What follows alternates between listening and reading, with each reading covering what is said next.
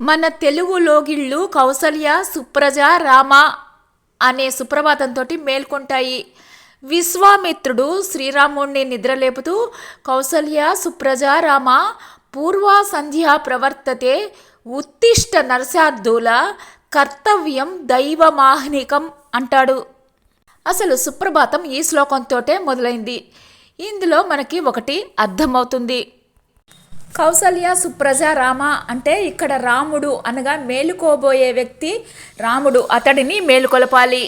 గాఢంగా నిద్రపోతున్న వ్యక్తిని ఉన్నట్లుండి మేలుకొలపడం ప్రమాదకరం. ఎటువంటి వ్యక్తి అయినా తన తల్లి పేరు విన్నంతనే తన దృష్టిని అటువైపు తిప్పుతాడు. అందువల్ల మొదట తల్లి పేరు పలికారు.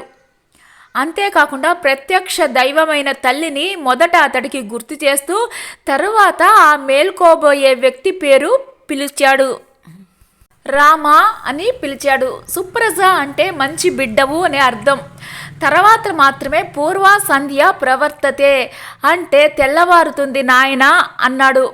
అంటే ఇంకా సూర్యుడు ఉదయించలేదు, ఉదయించటానికి తయారుగా ఉన్నాడు. తెల్లవారుజామునే లేవడం ఎంతో మంచిది. అందుకే ఆ సమయానికే ఇక్కడ మేల్కొల్పడం జరుగుతోంది. ఉత్తిష్ట నరశార్ధుల అంటే ఓ మనుషులలో పులిలాంటి వాడా లెమ్ము అంటున్నారు. మనము చూస్తూనే ఉంటాము. లేవరా బారెడు పొద్దెక్కినా ఇంకా పడుకునే ఉన్నావు. పక్కింటి అబ్బాయి చూడు మంచి ర్యాంకు తెచ్చుకున్నాడు, నువ్వు ఉన్నావు ఎందుకు? ఇలా లేపుతూ ఉంటాం.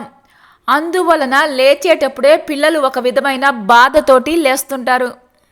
అలా కాకుండా తన శక్తి సామర్థ్యాలను గుర్తు చేస్తూ ఆత్మవిశ్వాసాన్ని నింపుతూ మేల్కొలిపితే ఎంతో ఆనందంగా ఉత్సాహంతో మేల్కొంటారు.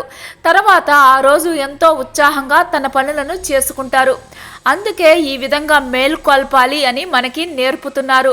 కర్తవ్యం దైవమాహ్నికం అంటే నీకు దైవంచే విధించబడిన అనగా నీవు చేయవలసిన పనులు, చదువుకోవటం కావచ్చు, మరేదైనా కావచ్చు, చేయవలసి ఉంది అని గుర్తు చేస్తున్నారు. అందుకని తెల్లవారుజామునే లెమ్ము నాయనా అంటూ ఒక పాజిటివ్ దృక్పథాన్ని కలిగిస్తూ మేల్కొలుపుతున్నారు. రాముడిని నిమిత్తంగా చేసుకొని సకల జీవరాశులను ఇలా మేల్కొలుపుతూ ఉన్నారు.